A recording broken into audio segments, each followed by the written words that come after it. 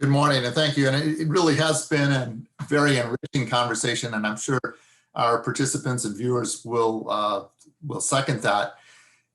I'm glad we ended with a framing of hope. That has been that's important in this whole process, I think, because it is a large problem, it is a large issue in the world, and the number of displaced people are growing even in this pandemic.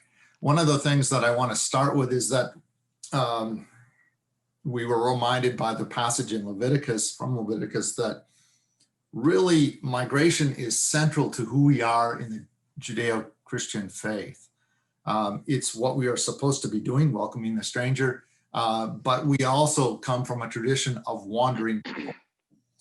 And so we need to remember that those are our roots. Migration is who we are, and it's how we are called to serve.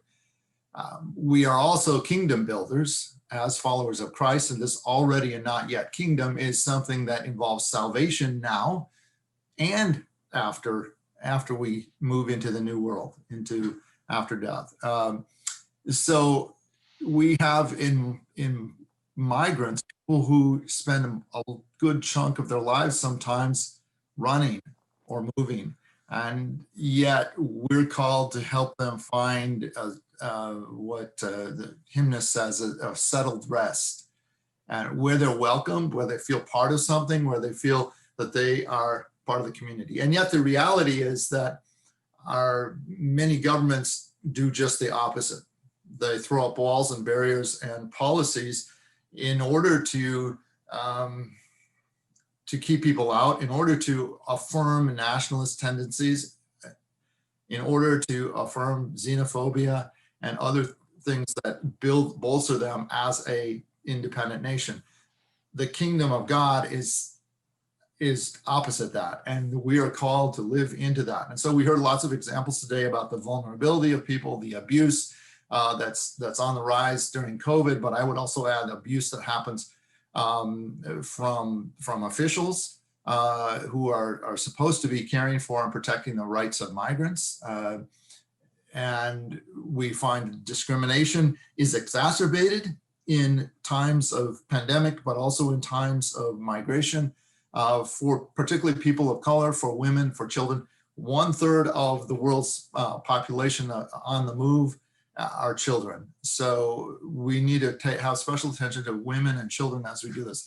And I think one of the messages of the church has to be, as we heard today, that you are not forgotten as a migrant and as somebody who is vulnerable and someone who is displaced.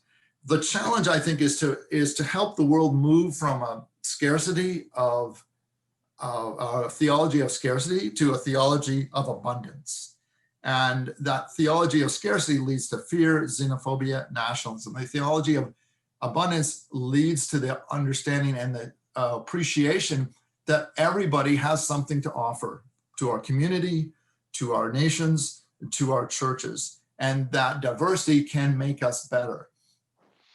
Part of the problem is that many governments have placed the role of immigration, or the processing of immigration, in the context of anti-terrorism or in the context of defense of the country, instead of how do we build a better and stronger community. And so I think the church needs to work on that, helping reframe that for governments and helping us, and that's an advocacy piece. But I think one of the advocacy pieces that can happen is that if churches just recognize in their community there are migrants, how can we help those folks? How can we connect with those folks? And if they begin to have a relationship with one or two persons, they will begin also to learn about the policies that are harming that person.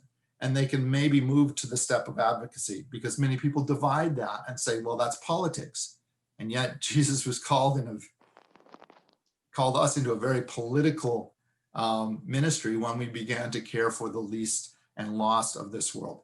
So I would offer that up as close with a sort of a Christological part of this, which is that if we see Christ as a refugee, and lots of examples in his lifetime of how he was displaced or on the move in one way or another, then we have to force ourselves to see the migrant as, or see in the migrant the Messiah, and to welcome people as different languages, different cultures.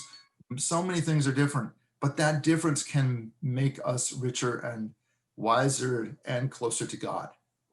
So I would leave it at that. Oh, I would just want to say to the sacramental question, how do we do our sacrament? How do we do our Eucharistic work? I think we're beginning to think a little differently about that the sacrament is the outward and visible sign of our inner reality. So why can't we make the church a sign of grace, a sign of peace, a sign of community that our whole neighborhood and our towns can see?